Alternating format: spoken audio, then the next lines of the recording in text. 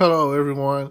If you haven't heard about Anchor, it's the new free podcast app.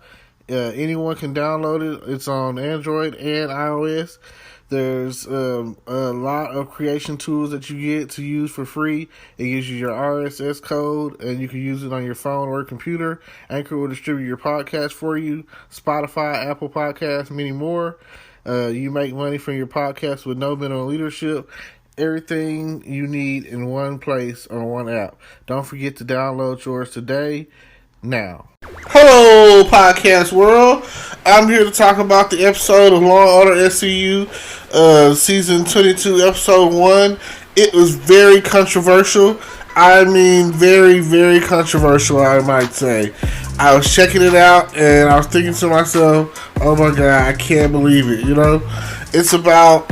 it starts off with a black guy in the park working out, and this white lady and her son, a Karen, I might add, as he's recording himself, and she's just accusing him to like a harassment or whatever.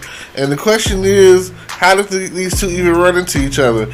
Then she calls the police saying that he was harassing her, threatening her and her son or whatever. And the whole time it's like on tape, nothing's happening. He's just standing there, and because he's black, it's a whole scene. Like by the time they get back to the episode, or they fade in and fade out. By the time they get back, there's cops everywhere. They've got the guy under arrest, and his name was Javion Brown, I think it was his name. And I was like, wow, how much more of a stereotypical name could you get in this scenario? And then, next thing I know, they find the reason, in the process of trying to de-escalate the situation, you find a guy, a Filipino guy, with his pants down after being sexually assaulted, and had a concussion and he's bleeding out. His head, on his head, his blood coming out of his head or whatever. And the ambulances are rolling away, and here comes our all-star cast, the Special Victims Unit, SVU team, and the leading people on there are Olivia Benson and Tutuola Finn. And the situation is, by the time they get to the scene, the guy, Javion Brown, is in handcuffs. Now, the police that were on the scene that had arrested him were like, well, we have him still in handcuffs because he has these outstanding warrants. And they were like, well, and other than to go into further investigation there on the scene, they were like, well, okay, we're just going to use that and take him to the precinct to ask some questions. So they do, basically detain him, arrest him or whatever. And the whole time, you don't even notice it, but the guy who raped the Filipino guy is at the scene recording, and it's just horrible. It's a horrible situation. And then the guy who is raped he falls into a coma after trying to give a description, and the overall of it is it becomes a racial situation, a racially infused situation. And the next part of the episode goes into it where Olivia and Finn are in the office, and they're going over some of the social media videos that were there, and all you can see is that, again, the guy was already detained. They went ahead and arrested him, and he's in, and the thing about it is he's in NA. So he was like, he got hooked on Oxy because he had a back incident a year ago. So now he's going to these NA meetings or whatever, and he was with his sponsor, and he was like, I'm always in the park at 7 in the morning. I work out, and that's, so his story ultimately checks out. They let him go. And the thing about it is he was just being really evasive. And that's his right, you know? Like, he's innocent. He's like, why am I here? All this and that. But he was basically, you know, he was pulling the card, which at the end of the day, that's the thing to do. It's because, I mean, this man was basically wrongfully arrested, wrongfully accused. The whole situation was just jacked up. And the question was presented after the fact. Next thing you know, there's an IAB investigation on Olivia and Finn. The worst thing about it is Finn is already under an investigation for last season a wrongful,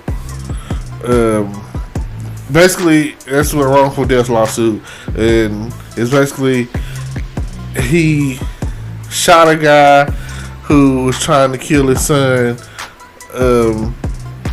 and the girlfriend or whatever, in front of the girlfriend and the son or whatever, but it was a good shoot, so he's not too much worried about that. And now the new police chief is a black guy, and he's telling Finn that after all the stuff that's going on in the country, he was like, I know what it's like to be black and blue. You gotta understand, you can't, it's like, it's hard for you to be both. You can't really go out there in the world and not have, because the question kept coming up, and it was really strongly pointed at Olivia, and if you watch the show, you know that this is the case. Are you prejudiced? And even her own son was like, you know, are you prejudiced? By the end of the episode, this is the outrage that kind of drove me to want to talk about this episode. The guy who raped the other guy and left him assaulted got off. The grand jury didn't want to indict him because of police conduct and because they're all pushing at don't trust the police right now, and they're also pushing at how the other guy, Javion Brown, was wrongfully arrested, and they're also pushing at all the other things that are going on, like Finn's lawsuit and how the whole wrongful death lawsuit when he shot the guy. They brought these things up, and Carisi, you know, he's a new 88 now, so he went from being a cop to being a district attorney, and with that being the case, they're just coming at him. You know, they're coming at Finn and like trying to figure out like how is he okay with the overall situation, and he's black, you know. So I really was like, oh my god, I can't believe that this is the stuff they're talking about. This is what they're going in on. And by the time they were done with that session, they can already tell. They stepped out of the hallway and was arguing, and they can already pretty much tell that how do they say it? Shit rolls downhill. So at the end of the day, they were trying to point blame, and then the rapist comes up. His lawyer comes up and was like, he wants to speak at the hearing, at the grand jury hearing. He goes in there and immediately says, Carisi asked him a bunch of questions and asked, so it's like, you lied about this, you lied about that, and you lied about this, you lied about that, you lied about everything. It's like, basically it seems like whatever story is most convenient to you, that benefits you, is what's the truth. He was like, so what is it now? Then he goes in there and basically talks about the distrust of how things are right now with the police, and is like, basically put it out there like they're framing him. Like, none of the stuff that they're saying is true, but they have evidence. They have the DNA evidence. Like, everything the guy was saying was a freaking lie. And I was like, and of course, you know, this is a white guy, and like, I was like, man, this is crazy, you know. This is crazy. So I just was like, I felt like regardless of what's going on out there, as far as between the police and Black Lives Matter, justice is justice. I don't feel it's right for that guy to assault that other guy, and the other guy is left in a coma. Sometimes I feel like we need a Batman. Sometimes I feel like we need some forms of vigilante justice. Like, I know that's crazy, but if you're an Arrow kind of guy, you watched Arrow. In the first season of Arrow, he was like, what was the catchphrase? You felt this city, you know? And that's the outlook I have about dude on this episode. Like, you felt the city. So if there was a Green Arrow out there, he would basically be put down. You know, in some cases, that's like, this man is a violent sexual predator. You know what I'm saying? And this guy is getting off. They're not even going to indict him. I'm not a police officer, but I do believe in right and wrong and justice.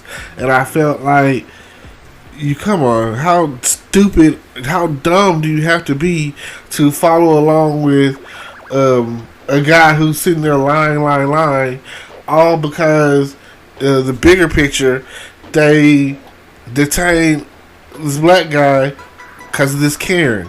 Like, I really don't know what to say about that. I feel, on one hand, it's like, you know, and at the end of the episode, Olivia goes to talk to Mr. Brown and tells Javion, I just want you to know that they're pressing charges against the Karen lady, and that, you know, that's, he was like, am I supposed to feel some type of way about that? He was like, thanks to the media, I lost my job because they found out I was going to the NA meetings. And, you know, of course, all she could do was apologize. And she was like, at the end of the day, she realized she knew. And she said it, she was like, the NYPD. She was like, no, not just the NYPD. She was like, me, I have a long road ahead of myself in helping the situation. So, I just felt like this episode was a good way to start the season. Every show that I'm coming across is still dealing with COVID, and they're putting in the show, and they're wearing masks, and I just, you know, it's almost like this is our reality right now. Like, even in television, when we go back and look, and be like the year 2020 and what all happened and how did it all go down, it'll be televised, it'll be shown, it'll be like, in my lifetime, this is probably the worst national, no, it's worldwide, the worst worldwide thing that I've ever come across. And yes, it has hit close to home. I've watched some of my neighbors die. I watched people who have family members die from coronavirus, the underlying cause. And hey, for all of those who survive to the next level, to the next year, to the next moment in time, to the next crisis, I'm glad for that. I'm glad to see that we've made it through all of these situations, because even earlier in the year, if you don't look at that, then you have to look at what happened in Minnesota with George Floyd, and then you have to look at what happened with Breonna Taylor. And then you just, and that right there, these things are just a thread that's been pulled and pulled and pulled, and it's a breaking point at this point. Like, when is it gonna stop? What is it? Like, we speak of change and change coming and all of that, and that's not what we need. It's horrible, but I'm always optimistic every year around December, going into January, going into the new year, that everyone usually makes New Year's resolutions, and by February, they usually enacted on it because, hey, no matter what, financially, there's money coming in February, income tax money, the money that we gave the government that they're giving back to us. And some people are still like, are y'all going to help us? Nancy? Mitch? Well, what's going on? Come on, Congress. Come on, Senate. Come on, Trump. Like, Joe, what's up? Like, I don't care where it's coming from. It's like God's got us either way. But it would be nice to know that if I have this spider bite and the poison is still in that spider bite, and I got this big bump, this blister or whatever, and all you have to do is cut it and let some of that poison ooze out. Like, just help, in whatever shape, form, or fashion we can get that. And then pretty much the main thing will be a financial form of help. So, can we get that? Just let us know. The sooner the better. Well, thank y'all for listening to me rant about Law and Order SVU and the things that I have seen that I can't unsee. I found it to be a really good episode as far as the first episode of the season. It really woke me up this morning to watch it, and I guess I'm going to be on to the next one. Like I say, that was episode 22, season 22, episode 1, and now I'm going to move in to watch the newest episode that came out, and that's season 22, episode 2. And I've been a long time, watcher of Law and Order SVU, and that's why, like I said, Olivia is my favorite character on and off the cameras, and her and Ice-T, Finn, have been, the driving force of the show. Maybe one day they'll bring Stabler in for some, I don't know, just, they don't have to bring him back, but maybe they can cameo him in, or, I know his, between his actual life and his career, that things were kind of shaky and flaky. So I understand why, his character probably washed out. I don't really know.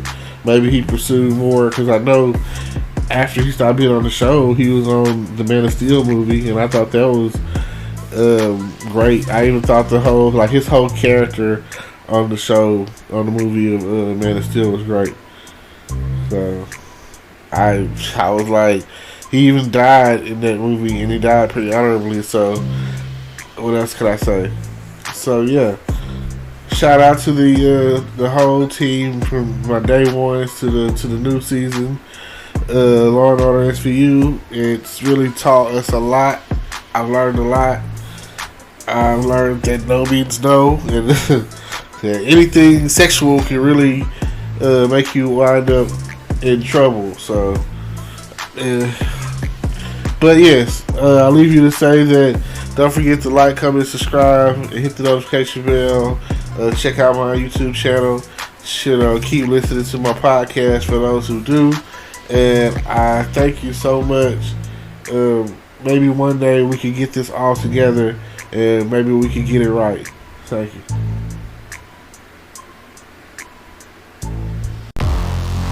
Hello, YouTube world. Welcome to my channel.